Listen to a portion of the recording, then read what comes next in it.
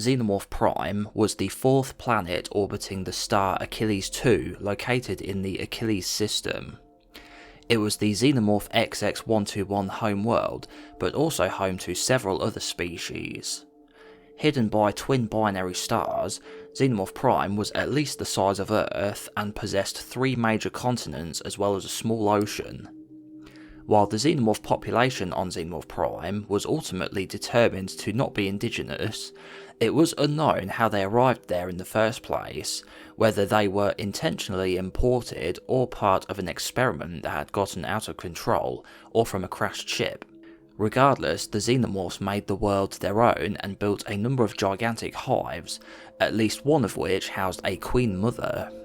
Locked in a constant state of dusk, the climate was hot and humid, and the atmosphere was breathable for humans. While the terrain was mostly flat, the planet was covered with shallow salty seas, swamps, and desert wastelands. The areas overrun by xenomorphs were also covered with hive resin. The xenomorphs on Xenomorph Prime were stronger and quicker than their off-world counterparts, perhaps due to them having access to different hosts. Initially, all xenomorphs belonged to a single hive, but after the Super Queen died, they split into 2 different hives, which would not only compete, but were immediately hostile towards one another and would attack on sight. These were the so-called black and red aliens, which in the comic books were represented as having exoskeletons of varying hues. The comics editors have said the colouring was just there to be able to tell the factions apart, and didn't necessarily need to be taken as the second hive literally being red in colour, likely as a reference to black and red ants.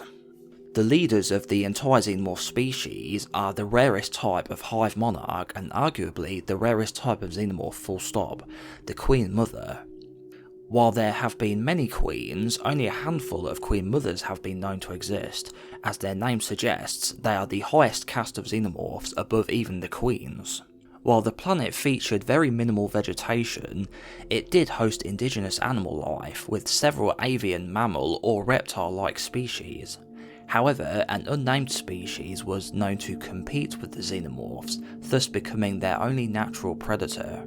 These creatures most closely resemble cynodonts, which were a predecessor to mammals, often described as mammal-like reptiles. They had pale creamy skin and blazing orange eyes with clawed fingers and quadrupedal. They could contend with a xenomorph in combat and were shown clawing into and biting their bodies, indicating that the acid blood had no effect on them. Their own blood was black in colour. Instead of being above or below the xenomorphs on the food chain, they seem to share the niche and compete, keeping each other's numbers in check. For many years, the Yautja kidnapped facehuggers from queens and took them off-world to spread on other planets in order to breed xenomorphs for hunting. In the 2190s, an expedition led by Billy, Wilkes, and a synthetic of Ellen Ripley landed on the planet to abduct the Queen Mother, starting a civil war between 2 young Queen Mothers. An expedition led by billionaire Daniel Grant to retrieve royal jelly in order to synthesize Xenozip landed in the middle of this schism and nuked the Red Xenomorph hive, killing the Red Queen Mother. Queenless, the rest of the red xenomorphs were eradicated by the opposing blacks. At some point after the events of AVP 2010, the elite clan headed to the planet for their greatest hunt yet, followed by the Weyland-Yutani Corporation, while Specimen 6 was seen being transported off BG-386 on board a Weyland-Yutani vessel. The validity of the xenomorphs having a home planet depends on whether or not you consider Prometheus and Alien Covenant to be canon, as the comic books featuring the planet were made before Prometheus established that David was the creator of the xenomorph species using the black goo pathogen, which was created by the engineers. Me myself personally, I like to believe that the xenomorphs are actually a mysterious, ancient, naturally occurring species, as I find that to be more mysterious and thought-provoking than having them simply being created by David, as Prometheus and Covenant say happened. Make sure to let me know in the comments if you prefer xenomorphs to be a natural species or an artificial one, and if you think Alien Romulus will follow the prequels or retcon them.